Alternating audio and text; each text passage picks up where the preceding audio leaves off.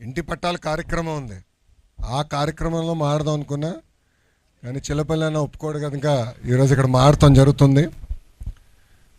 1984లో మంగళగిరి పట్టణంలో 30 పడకల హాస్పిటల్ కానివ్వండి, ఈ ప్రాంగణంలో ప్రత్యేకంగా క్యాన్సర్ ట్రీట్మెంట్ కోసం ఆనాడు విశ్వవిఖ్యాత నట సార్వభౌమ శ్రీ నందమూరి తారక రామారావు గారు శంకుస్థాపన వేస్తాం జరిగింది. అంటే కరెక్ట్గా 4 దశాబ్దాల క్రితం ఆయన శంకుస్థాపన వేస్తాం జరిగింది. దాంట్లో భాగంగా మంగళగిరిలో ఉన్న హాస్పిటల్ కూడా పూర్తయింది. అనేక లక్షలాది మంది ట్రీట్మెంట్ కూడా తీసుకుంటాం జరిగింది. నేను ఎప్పుడైతే మంగళగిరి అభ్యర్థిగా వచ్చానో ప్రజలందరూ పదే పదే నన్ను ఒక విషయం కోరారు. ఈ 30 పడకల హాస్పిటల్ని ఏకంగా 100 పడకల హాస్పిటల్ చేయాలని వాళ్ళు కోరటం జరిగింది. ప్రత్యేకంగా వేదికమైన ఉన్న ఏదైతే హాస్పిటల్ కోసం పోరాడి సాధించుకున్న కమిటీ సభ్యులు కూడా నన్ను కలిసి ఇప్పుడున్న ప్రాంగణం కాకుండా కొంచెం పెద్ద ప్రాంతం ఉంటే, కొంచెం ల్యాండ్ పెద్దగా ఉంటే మెరుగైన సేవలు ప్రజలకు అందించవచ్చు అనే ఆలోచనతో ఈ ప్రాంగణాన్ని మనం ఐడెంటిఫై చేసుకుంటాం జరిగింది. ఇది కూడా గతంలో లాగా ఏదో ఒక 100 పడకల ప్రభుత్వ హాస్పిటల్ కట్టి వదిలేయాలనే ఆలోచన కాదు. వేదిక మీద ఉన్న మేమందరం కూడా దాదాపు 5-6 సార్లు కూర్చొని ప్రతిసారి ఒక 2-3 గంటలు మేము చర్చించి ప్రతి విషయం సున్నంగా అధ్యయనం చేసిన తర్వాతనే లేఅవుట్ కూడా ఫైనలైజ్ చేస్తాం జరిగింది. వేదిక మీద ఉన్న మా అందరి కళ ఒకటే, ప్రైవేట్ ఆసుపత్రికి ధీటుగా ఈ 100 పడకల ప్రభుత్వ ఆసుపత్రి ఉంటుంది. ఒక జోనింగ్ కానివ్వండి, స్టాఫింగ్ కానివ్వండి, మెరుగైన సదుపాయాలు కానివ్వండి అందించే లక్ష్యంతో మేమందరం ఉన్నాం.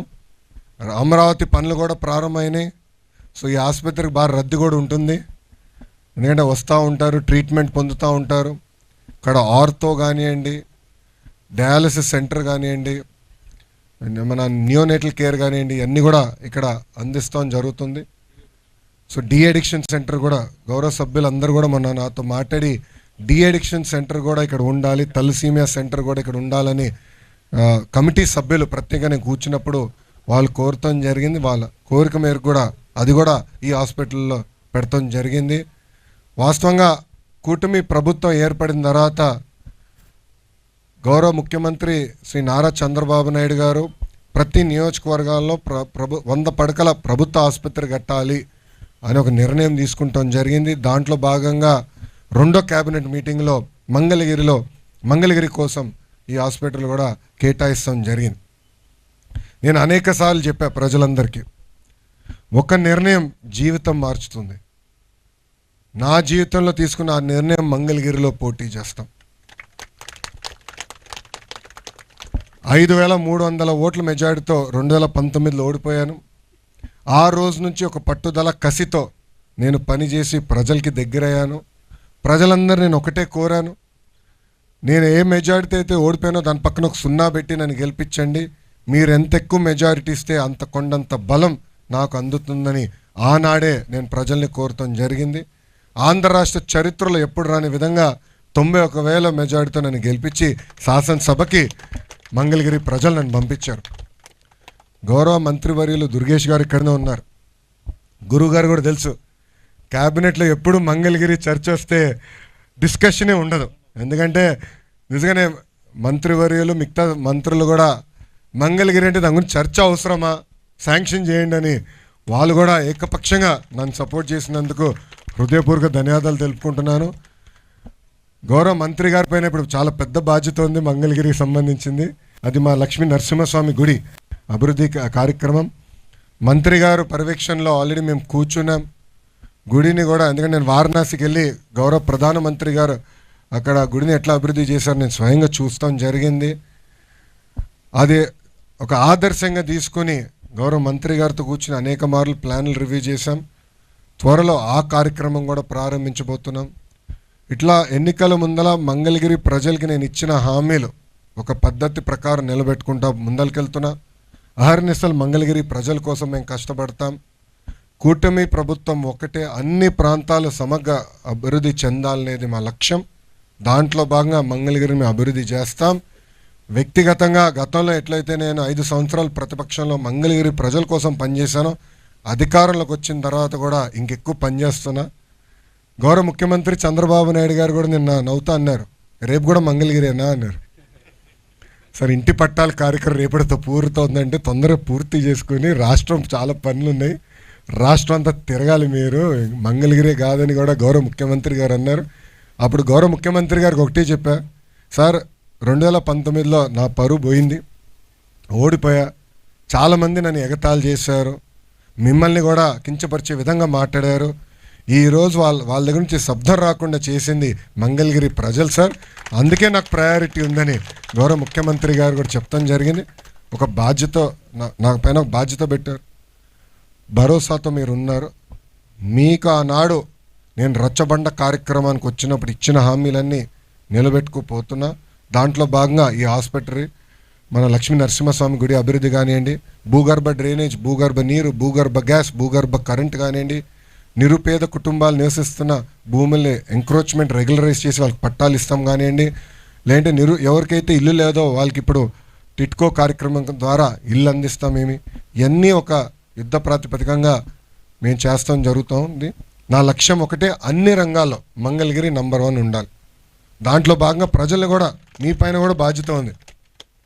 ప్రభుత్వం చేపడుతున్న కార్యక్రమాలకి మీరు సహకరించాలి. ఒక ఉదాహరణ, గౌరవ ముఖ్యమంత్రి గారు స్వచ్ఛత మనం చేయాలి, శుభ్రంగా ఉండాలి, ప్రాంగణమే కాదు మన ఆలోచనలు కూడా శుభ్రంగా ఉండాలని పదే పదే గౌరవ ముఖ్యమంత్రి గారు చెప్తున్నారు. 2 నెలలు నేను పట్టించుకోవాలా, 3వ నెల నాకు సిగ్గేసింది. 75 సంవత్సరాల వయసు కలిగిన ముఖ్యమంత్రి గారేమో స్వచ్ఛతాన్ని తిరుగుతున్నారు, మనం చేయకపోతే ఎట్లా అని నేను రోడెక్కా, అందరితో మాట్లాడా. ఈరోజు మంగళగిరి ప్రజలందరూ ఆలోచించాలి, ఎప్పుడు జరిగిన విధంగా స్వచ్ఛతా కార్యక్రమం మంగళగిరిలో జరుగుతుంది. కమిషనర్ గారి ఆధ్వర్యంలో సుమారుగా 1000 టన్నులు, 10 కాదు 100 కాదు, 1000 టన్నులు చెత్త బయటపడింది. 1000 టన్నులు ఒక్క మంగళగిరి కార్పొరేషన్లో, దుగ్గిరాల కాకుండా. ఆ చెత్త అక్కడికి వెళ్ళిందని మనం వేసాం కనుక వెళ్తుంది, చెత్త కాలు చేతులు ఉండవు కదా, మనం చెత్త వేస్తాం కనుక వెళ్తుంది. సో స్వచ్ఛతలో కూడా మనం నంబర్ 1 ఉండాలంటే ప్రజలందరి సహకారం కావాలి. ఈరోజు మా పారిశుద్ధ కార్మికులు కూడా బాగా కష్టపడుతున్నారు, మీ ఇంటికి వస్తున్నారు, ప్రతిరోజు చెత్త ఎత్తున్నారు. మీకు ఏమైనా చెత్త ఉంటే మీ ఇంటి దగ్గర పెట్టండి, పొద్దునొచ్చి మా వాళ్ళు ఎత్తుతారు. కరెక్ట్గా 1 సంవత్సరం టైం ఇస్తున్నా, మనలో కూడా మార్పు రావాలి. సంవత్సరం అయిన తర్వాత నేనే కర్ర పట్టుకుని ఊరంతా తిరుగుతా, ఎవరిని ఇంటి ముందర చెత్త ఉందంటే ఇంట్లోకి వెళ్ళి వాళ్ళని బయటికి తీసుకొచ్చి వాళ్ళతో నేను కూడా చెత్త ఎత్తా. నాకేం ఎలాంటి మా నామోషి లేదు, మొహమాట లేదు. ఎందుకంటే ఒక సంకల్పంతో పనిచేయాలంటే స్వచ్ఛతలో నంబర్ 1 ఉండాలన్నా, ఆరోగ్యంలో నంబర్ 1 ఉండాలన్నా, ఇవన్నీ సాధించాలంటే ప్రజల సహకారం చాలా చాలా అవసరం. వాస్తవంగా మంగళగిరిలో చూస్తే డయాబెటీస్, హైపర్ టెన్షన్, కొలెస్ట్రాల్ చాలా ఎక్కువ ఉంది ప్రజల్లో. ఇది నాకు ఎందుకు తెలుసు అంటే, నేను ఎన్టీఆర్ సంజీవిని క్లినిక్లు గత 5 సంవత్సరాలు నడిపిస్తున్నా. ఉచితంగా మందులు ఇస్తాం మేము, 15 రోజులు సరిపడా మందులు ఇస్తాం, మళ్ళీ వాళ్ళు వస్తే మళ్ళీ టెస్టులు చేసి మళ్ళీ ఇస్తాం మేము. దాంతో నాకు చాలా డేటా ఉంది. అందరికీ నేను ఆనాడు చెప్పాను, మీరందరూ ప్రతిరోజు వాకింగ్ 1 గంట చేయాలని. అప్పుడు అన్నారు, మాకు పార్కులు ఎక్కడున్నాయి సార్ అన్నారు. ఇప్పుడు ఆ కార్యక్రమం కూడా చేపడుతున్నాం. ఎస్ఎల్ఎన్ పార్క్, మన ఒక పార్క్ ఓపెన్ చేసాం. సుమారుగా 30 చెరువులు, పార్కులు ఈ కూటమి ప్రభుత్వం అభివృద్ధి చేయబోతుంది. ఇట్లా పార్కులు, కళ్యాణ మండపాలు, భూగర్భ డ్రైనేజ్, ఆసుపత్రి, ఇట్లా అన్ని కార్యక్రమాలు చేసుకుంటూ పోతున్నాం. గౌరవ మంగళగిరి ప్రజలు కూడా నేను ఒకటి విషయం తెలియజేయబోతున్నా. నేను చేయాల్సిన పనులు నేను చేస్తున్నా. శాంక్షన్ చేయించా, శంకుస్థాపన అయింది. ఈ రోజు నుంచి 365 రోజుల్లో ఈ హాస్పిటల్ పూర్తి చేసి ప్రజలకి అంకితం చేయాల్సిన బాధ్యత చిల్లపల్లి గారి పైన ఉంది, గురువు గారి పైన ఉంది. ఎందుకంటే ఏపీఎస్ ఎంఐడిసి చైర్మన్ అయినా ఆయనకు నీట్గా రూమ్ వేద్దామని డిసైడ్ చేసుకున్నామేమో. కంటైనర్, కుర్చీ, ఏసీ పెట్టి ప్రతిరోజు ఆయన పర్యవేక్షణలో జరగాలి. అన్నకు ఒకటే నేను కోరుతున్నా, 365 రోజులు మనం పూర్తి చేయాలి. 366 రోజులకి వెళ్తే పక్కనే ఉన్న పవన్ అన్న దగ్గరికి వెళ్ళి నేను కంప్లైంట్ వేస్తాను, మీ పైన నేనే వెళ్ళి కంప్లైంట్ వేస్తాను. నేనే పక్కనే ఉంటారు కదా పవన్, నేను వెళ్ళి ధర్నా చేస్తాను, అన్న మన శ్రీనాన్న చేయలేదు, పూర్తి చేయలేదని. ఎందుకంటే అన్ని కార్యక్రమాలు మంగళగిరిలో మనం యుద్ధ ప్రాతిపదికంగా చేస్తాం, ఒక ఆదర్శంగా చేద్దాం, కలిసికట్టుగా చేద్దాం. బాధ్యత ఇప్పుడు మీ పైన ఉందని చిల్లపల్లి గారు తెలుపుకుంటూ, నాకు ఇంత అద్భుతమైన అవకాశం ఇచ్చిన మంగళగిరి ప్రజలందరికీ పేరు పేరున నా హృదయపూర్వక ధన్యవాదాలు తెలుపుకుంటూ, వేదిక మీద ఉన్న పెద్దల పేర్లన్నీ నేను చెప్పాల్సిన అవసరం అనుకుంటున్నా. అందరూ పెద్దలు, హేమాహేమీలే. నాకన్నా చాలా సీనియర్లు ఉన్నారు వేదికమైన అందరూ. సో గౌరవ సభ్యులందరికీ నా హృదయపూర్వక ధన్యవాదాలు తెలుపుకుంటూ, కమిటీ సభ్యుల పైన కూడా ఇప్పుడు బాధ్యత ఉంది. పోరాడారు, తెచ్చుకున్నారని కాకుండా కన్స్ట్రక్షన్ ఫేజ్లో కూడా మీ పర్యవేక్షణలో కన్స్ట్రక్షన్ జరగాలి, క్వాలిటీతో కడదాం. మీ అందరు చెప్పా, గ్రనైట్ కావాలంటే నేను ఒక 2 ఫోన్ కాల్ చేసి బతిమలాడి నేను తెప్పిస్తా అన్నాను. మంచి మెటీరియల్స్ వాడదాం. ఒక ఆదర్శ హాస్పిటల్గా మొత్తం ఆంధ్ర రాష్ట్రంకే కాదు, ఆనాడు చెప్పాను భారతదేశానికి ఒక ఆదర్శ హాస్పిటల్గా కట్టాల్సిన బాధ్యత మీ పైన కూడా ఉంది. మీ పర్యవేక్షణలో మేము అందరం పనిచేస్తాం, కష్టపడదాం. ఏదైతే 3 దశాబ్దాల కళ అట్లా నడుస్తూ వచ్చిందో ఈరోజు అవకాశం మనకు వచ్చింది నెరవేర్చడానికి. మీ అందరి సహకారంతో అది నెరవేర్చుదామని తెలుపుకుంటూ మీ అందరి దగ్గర నుంచి సెలవు తీసుకుంటున్నా. అందరికీ నమస్కారం. జై హింద్.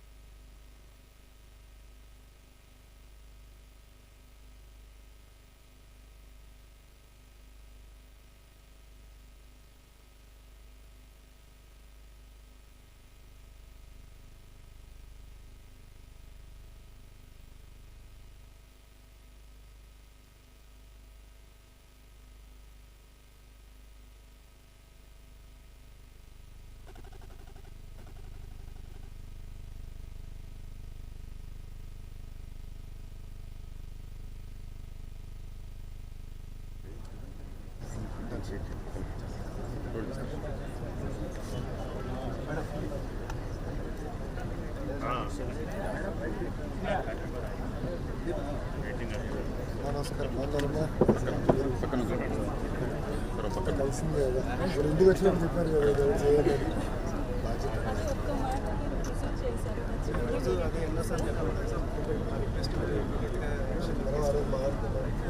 ప్రజల్లో కూడా కోరుకోండి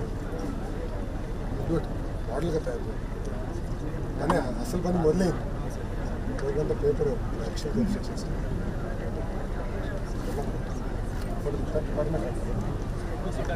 అందరు కొంచెం క్లియర్ చేసుకున్నాను. డిపార్ట్మెంట్ వాళ్ళు రాని నాయకులందరూ కొంచెం పక్కరండి.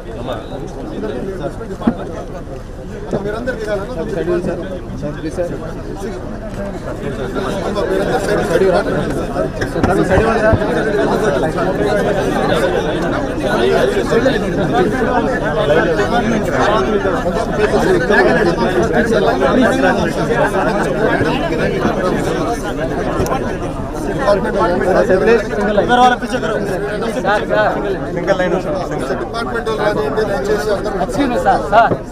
మా స్టూడెంట్స్ వచ్చారు. మా స్టూడెంట్స్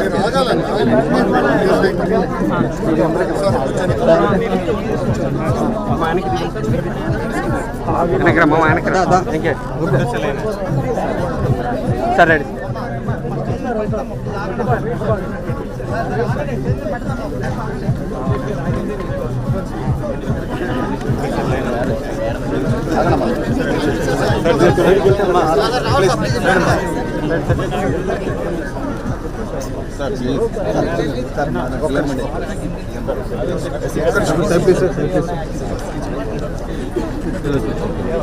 సార్ మంచి సార్ ప్లీజ్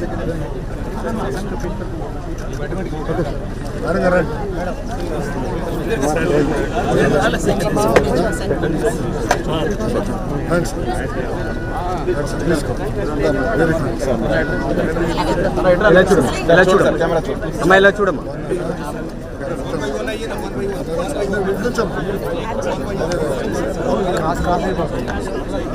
ప్రోగ్రామ్ సార్ వచ్చేసి సార్ క్లియర్ చేయాలి. ఒక్క నిమిషం మీరు కొంతమంది వెనకాల వచ్చాడమా, కొంతమంది సైడ్ రావాలి. రామా చెల్లి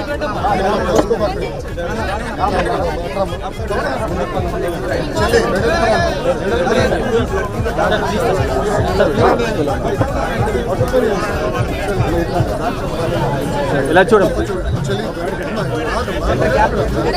చూడండి ఇలా చూడమ్మా. వెనక్కి అమ్మా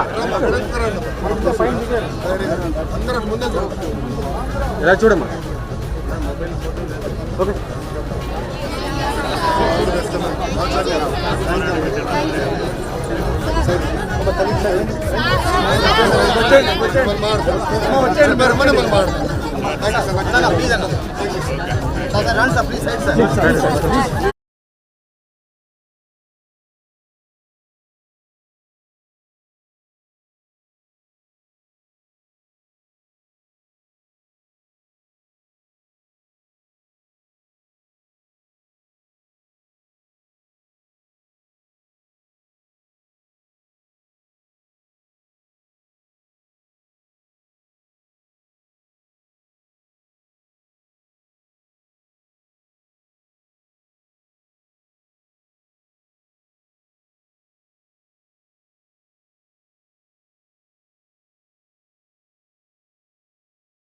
గర్జించిన తీరుగా పానకాల స్వామి గాండ్రింపే తానుగా వేళ వేళ వేళ గజ్జల ధ్వని గర్జించిన తీరుగా పానకాల స్వామి గాండ్రింపే తాను